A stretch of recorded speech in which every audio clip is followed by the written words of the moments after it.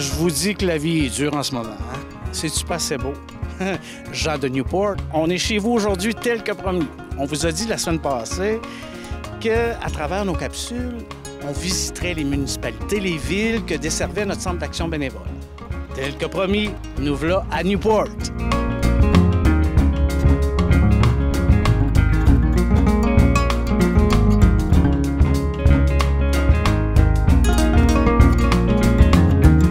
On se retrouve présentement à L'Anse-à-Blondel. C'est de toute beauté, vous voyez la mer derrière, hein?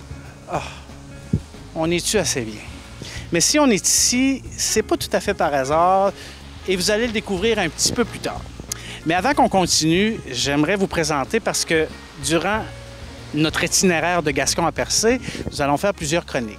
Et j'aurai une collaboratrice qui se trouve à être ma collègue au Centre d'action bénévole Gascon-Percé. Il s'agit de Cindy Langlois. Viens nous rejoindre, chère Cindy. Bonjour Michel, bonjour Allô, tout le monde. ma chère. Bien, tu sais, souvent, on sait que tu travailles pour les personnes âgées, mais on se demande souvent, c'est quoi exactement ton rôle, puis qu'est-ce que tu fais?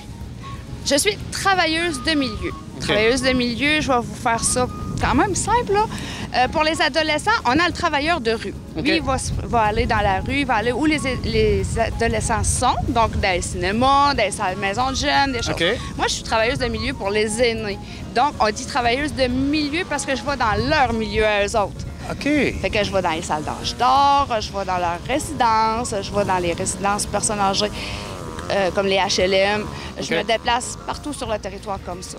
Mais pour partager le bureau avec toi, je t'entends souvent parler au téléphone et tu vas aussi beaucoup rencontrer les gens à domicile pour toutes sortes de raisons, hein? Plein de raisons. Des fois, c'est juste pour avoir une oreille parce que des fois, ça fait des semaines et des semaines qu'il n'y a personne qui a eu de contact.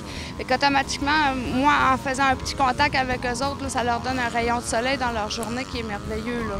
Tu sais, je l'entends aussi souvent faire des démarches, tu t'informes de plein de choses pour eux. Dans le fond, ton but, de ce que je peux voir de l'extérieur, c'est un peu leur faciliter la vie, puis leur donner de l'espoir, puis une bonne oreille. Oui, puis le plus de réponses possibles à leurs questionnements avant tout, là, oui. Parce qu'on sait, plus on est informé, plus ça diminue notre anxiété. Exactement. Bon, important de retenir tout le monde parce que ce service-là existe au Centre d'action bénévole et aussi celui avec lequel moi je travaille, c'est par rapport aux proches aidants. Je fais à peu près la même chose, je rencontre les proches aidants. On est là pour les soutenir, pour les accompagner dans toutes sortes de choses, leur donner des réponses à plein de questions. Puis voilà, fait que n'hésitez pas à communiquer avec nous. Mais, bon, on l'a dit, tu es une collaboratrice à l'émission, donc tu vas nous parler d'un sujet précis. Et c'est lequel aujourd'hui? Aujourd'hui, on va parler du pouvoir d'agir. Dans quelques secondes, vous allez vous retrouver avec Cindy face à l'île avec les 3 arbres et je lui laisse vous expliquer pourquoi.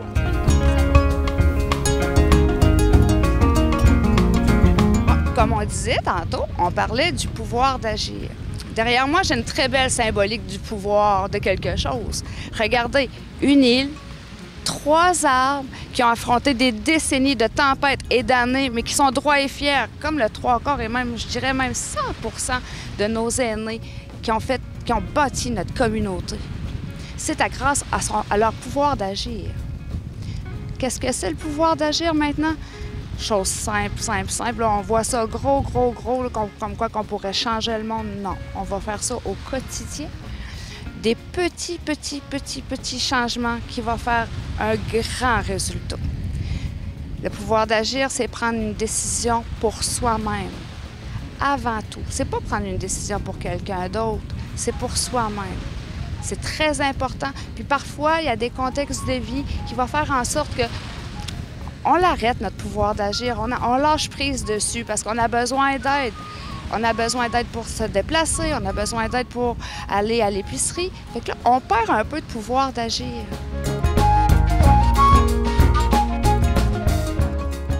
Reprendre son pouvoir d'agir. Je pense qu'en premier lieu, il faut qu'on va faire une petite introspection dans notre petite coquille qu'on a nous-mêmes à l'intérieur. Et c'est d'identifier ses besoins. Si j'ai besoin de manger, je vais aller manger.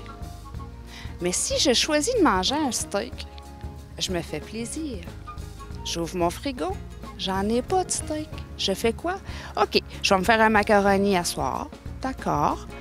Mais demain, je vais aller à l'épicerie, je vais aller chercher mon steak, je vais me le faire cuire comme je l'aime. Je l'aime saignant, je vais me le faire saignant.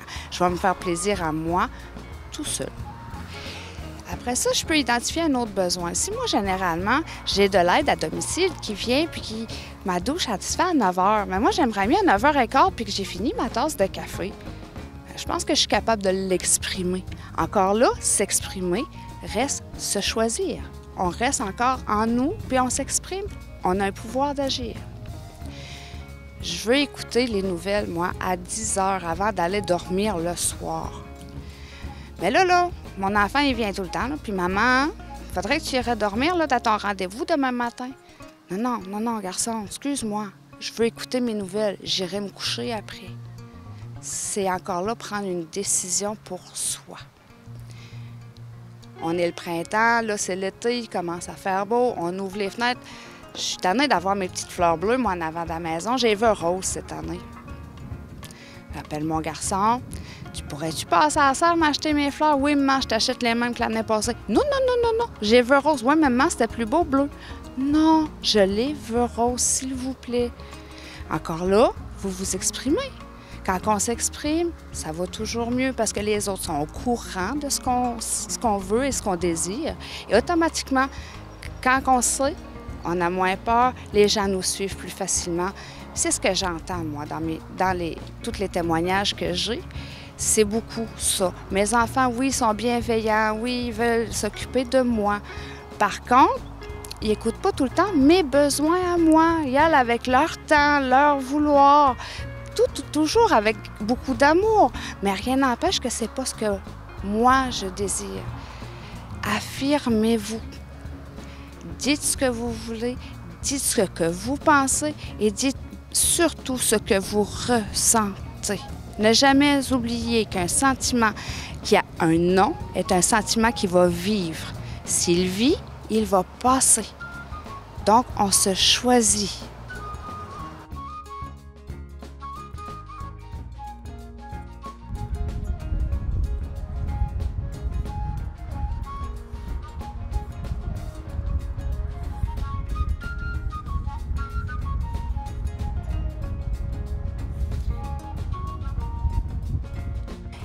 Tantôt, ma coquille, c'est au flot du rêve.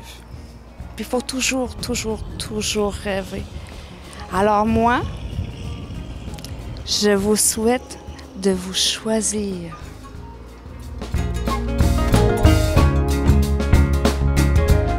Jean de Newport, on ne pouvait pas venir vous voir sans s'arrêter pour venir saluer cette grande dame, cette pionnière. Une des premières féministes du Québec, une vedette de la chanson populaire, Madame la Bolduc.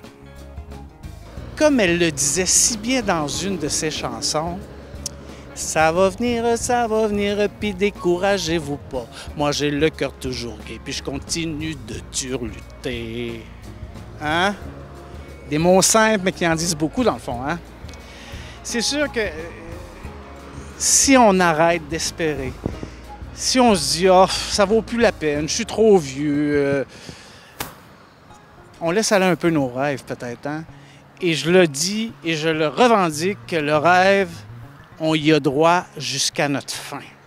Fait que si j'avais un mot à vous dire, à vous, chers aînés, à tout le monde, puis à nos proches aidants, ça va venir, puis découragez-vous pas. Alors, voilà ce qui met fin à notre capsule, tournée à Newport. C'est de toute beauté, hein? J'espère qu'on vous a fait voir des beaux paysages ou redécouvrir de beaux paysages, qu'avec la chronique, peut-être qu'on a semé une petite graine, je dirais, pour réfléchir, à trouver des façons peut-être de se prioriser, tout simplement. Et ça, en toute humilité. Puis n'oubliez pas là, qu'on ne change pas la planète, là. Des petits changements au quotidien, ça peut faire la différence. Alors, la semaine prochaine, on se retrouve à Pabot Mills. Là, on va parler un petit peu d'un sujet un petit peu plus intense, je dirais, mais qui touche tout le monde. Hein? Jeunes, moins jeunes, aînés, proches aidants. C'est la fameuse culpabilité. J'en dis pas plus pour cette semaine. on s'en garde pour la semaine prochaine. Salut tout le monde!